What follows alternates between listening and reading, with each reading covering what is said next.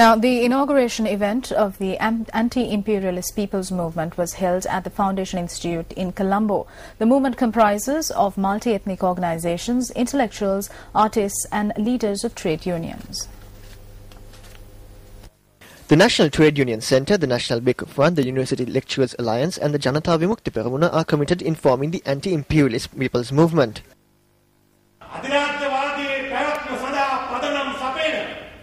The Anti-Imperialist People's Movement is different from other movements established thus far. This movement will oppose those who support imperialists and the new liberal capitalistic economic policies. Therefore, the movement will simultaneously stand up against the challenges posed by these two factions.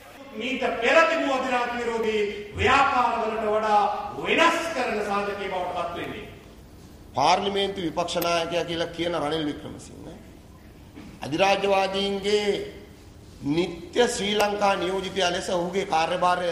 As the permanent representative of the imperialists, Ranil Wickremesinghe, the opposition leader in parliament, is running around doing their work. He meets with the TNA, goes to India, meets the president. He speaks about the select committee appointed in parliament. He speaks about the devolution of power. He speaks about implementing the recommendations made by the LLRC. There has been strong influence of imperialists on several sectors of our country, although it has been concealed from the public. අධිරාජ්‍යවාදීන්ගේ ප්‍රබල බලපෑම සෑම ශේෂයකින්ම රටට එල්ල වෙලා තියෙනවා. ආණ්ඩුව රහසිගත හේතුව සලස්නවා. හදලා ඒ රහසිගත සලස්න විදේශ අමාත්‍ය ජීල් ක්‍රිස් මහත්මයා ඇතුළු කණ්ඩායම මත The government prepared a secret plan and they sent this plan to the United States through the Minister of External Affairs, G.L. Peiris and his delegation. What is that plan? The people don't know about it, though it was handed over to Clinton. We don't think the cabinet knows about this. This is an issue in the country. The national issue is in our country. We should solve it. The citizens of this country have the right to know of any proposal presented by the government to solve this.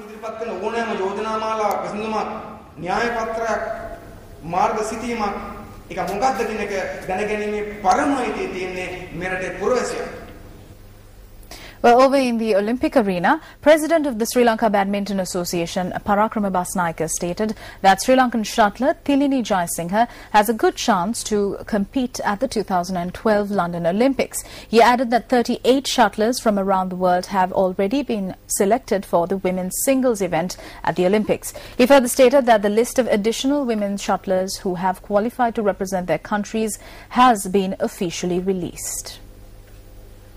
I am very happy to say that Thilini Jayasinghe is placed third among the 3 additional shuttlers. If she is to qualify for the Olympics, then 3 shuttlers who have already qualified should not compete. We have received unofficial information of the availability of such an opportunity. So we will receive an official result on this by the 1st of July.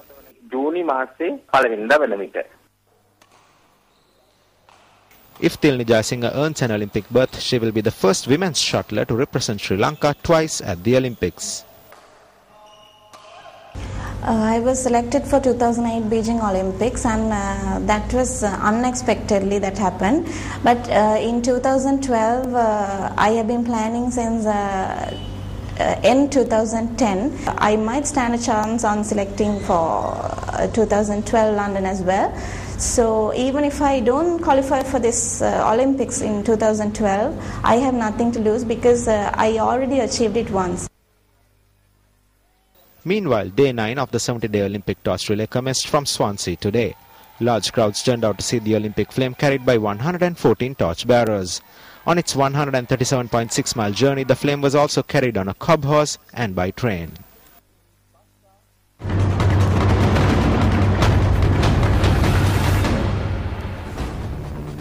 Police media spokesperson SP Ajit Rohana says that 2 police teams have been deployed to arrest a United National Party parliamentarian Dunesh Gankanda on suspicion of assaulting an individual. He added that the assault had taken place last night at a hotel in Kolpiti. The police media spokesperson added that the 41-year-old businessman who had sustained injuries in the alleged incident had been admitted to the Colombo National Hospital. Director of the accident ward at the Colombo National Hospital, Dr. Prasad Arya, once said that this individual who was admitted to the hospital last night had gone missing from the National Hospital by this afternoon. Now, following our primetime news bulletin on our sister channel Sirasa TV, an individual who identified himself as the victim of the assault contacted us and informed that he had admitted himself to a private hospital. Following this information, News First contacted the hospital to find if such an individual with the same name was admitted to the hospital. The hospital officials confirmed that such an individual was receiving in-house treatment. Another phase of the Sasunata Aruna program was held today under the auspices of UNP Deputy Leader Sajith Premadasa. Financial aid was presented to the Sri Shakyamuninda Rama Vihara in Amagasa, Mandirgiriya under the Sasunata Aruna program.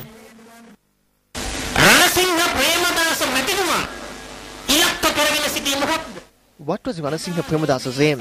He wanted everyone to have equal treatment by 2000. If we were among the living today, there would be equal treatment for all.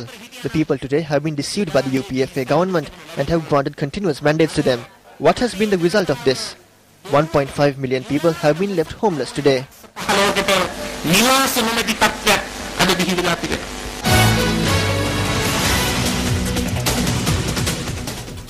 Several phases of the welfare program being conducted under the patronage of the General Secretary of the Citizens Front, Parliamentarian J. Sri Ranga, were held recently.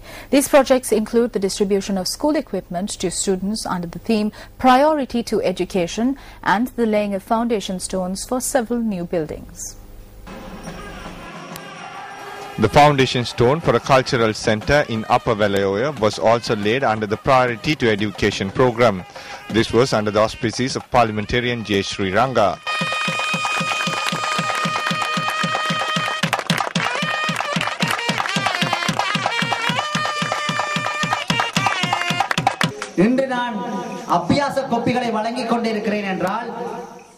Education is something that can never be lost regardless of the future. We must develop education. That is why I am distributing textbooks today. My primary goal is to develop education for these children. They must be treated like other citizens. In other district, regimes change. If the opposition comes into power once, then the governing party may be in the next election. But in Novarelia, even if they contest under the elephant, they become ministers under the beetle leaf. If they contest under the beetle leaf, they become ministers under the elephant. This is what happens when the people are on the roads. They engage in politics while treating the people like animals. We must stop this. There may be political competition among us, but in development, we must work together. The people must reap the benefits of this development. I am prepared to work with any party towards the development of the people.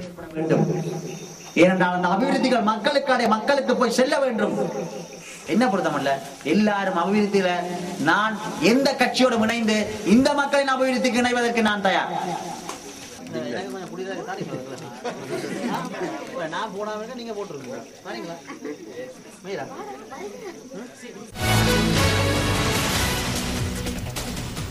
Well, UNP MP Buddhika Pathirana participated at an event in Valigama yesterday. At the event, MP Buddhika Pathirana made a financial contribution to the Valigama Kokmaduwa Women's Society.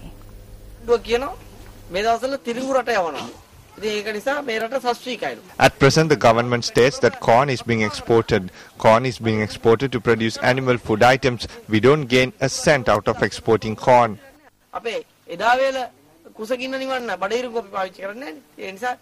the government states that by exporting corn, the needs of the people are looked into. But I think our country will be turned into Ethiopia. The News First Poson Kalapaya will be held in Galigamua on the 4th and 5th of next month. Auditions were held at the Madagoda Landa Vihara to select the groups for the Batigi program. 19 Batigi groups were present at the occasion, in which 10 groups will be selected to sing at the News First Poson Kalapaya.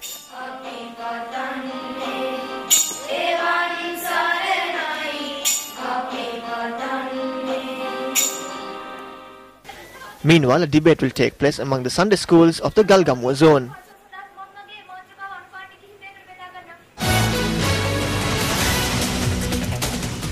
A Bodhi Puja was held at the Kalniya Rajamahavihara yesterday to bless the founder of DS Senanayake College, RIT Alice.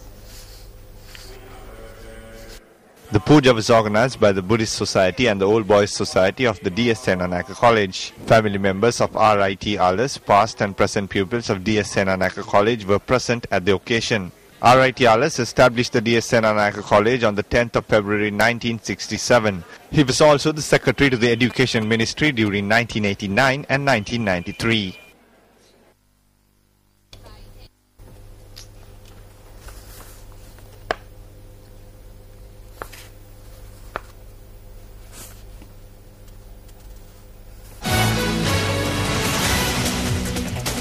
A two-story building was declared open at the Baddegama Kimbiyala Bhikshu Vivekaramaya by Speaker Chamal Rajapaksa. A group of opposition politicians were also present at the occasion. Meanwhile, the 80th birth anniversary of Baddegama Sri Vijayawardhanaradipati Venerable Horangalle Hemarathanathera was also commemorated at the occasion.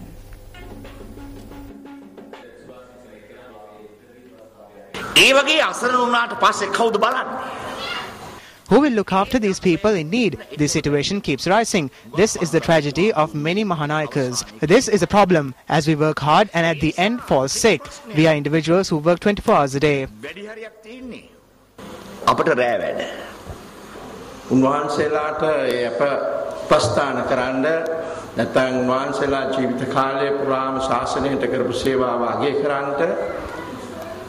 There should be a place to look after these monks who worked all their life. When we listen to the preaching of Sobhitathera, we understand our shortcomings. In a way, we are forgetting them.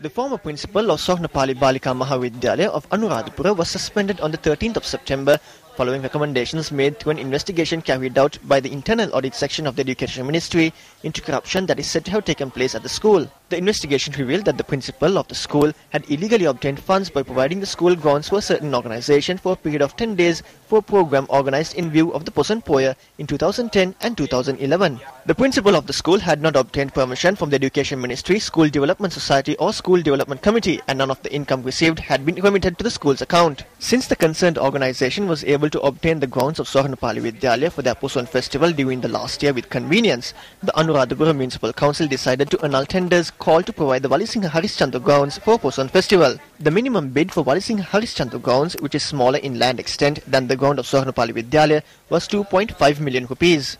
According to the estimates made by the Municipal Council, the relevant organization had earned the revenue of 40 million rupees through festivals held at the Swarnapali grounds in view of Poson last year.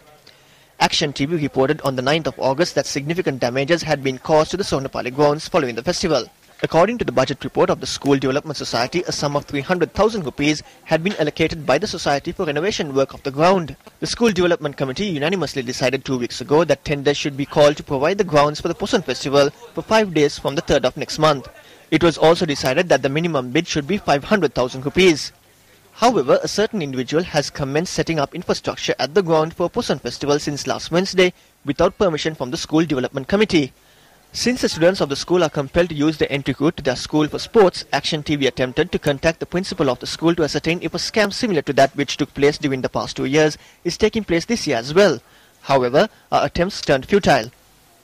The Anuradhapura Municipal Council has provided the Walisinghe Harishchandra grounds for Poson festival at a price of 2.7 million rupees. The Anuradhapura Central College has also reserved its grounds for a price of 276,000 rupees through a tender procedure.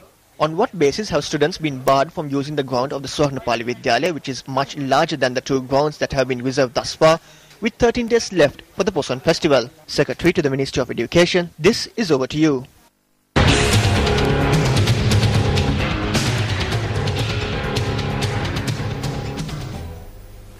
Well, time now for the newspaper cartoon of the day, which we selected from amongst today's English newspapers.